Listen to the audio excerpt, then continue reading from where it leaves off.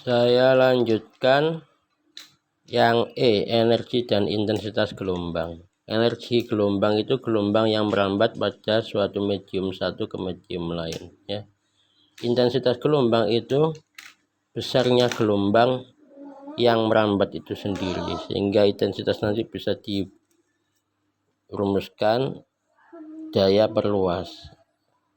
Jadi energi yang dipindahkan gelombang tiap satuan luas, tiap satuan waktu. Itu namanya intensitas gelombang.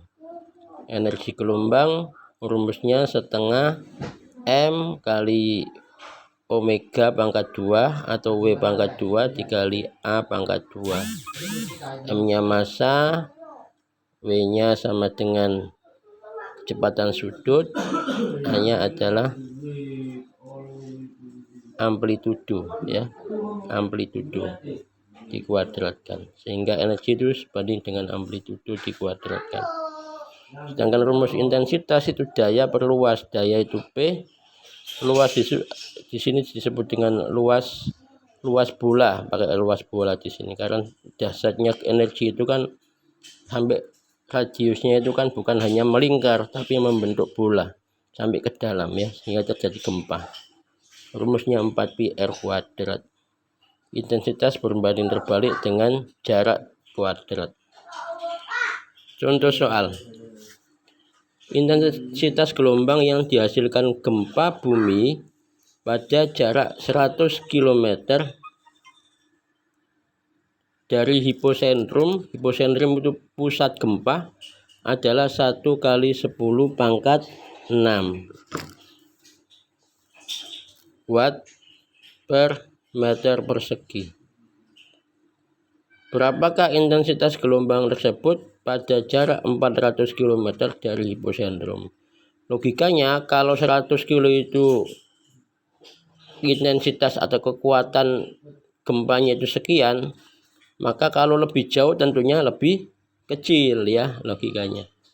Sehingga kita sama-sama mencari intensitas. Kalau intensitas pertama itu sekian, berapa intensitas kedua, kan begitu, ya. Sehingga pakai rumus I2/I1 sama dengan R1 per R2.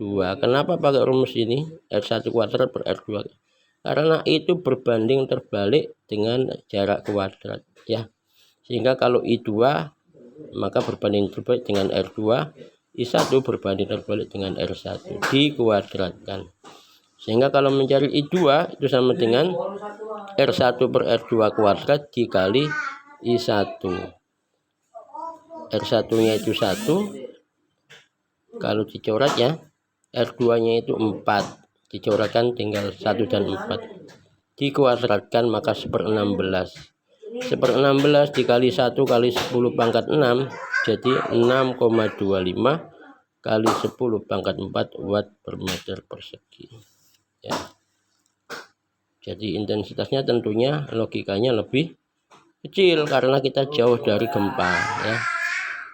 Kalau kita dekat dengan gempa maka kekuatan getarannya itu semakin dahsyat atau semakin besar.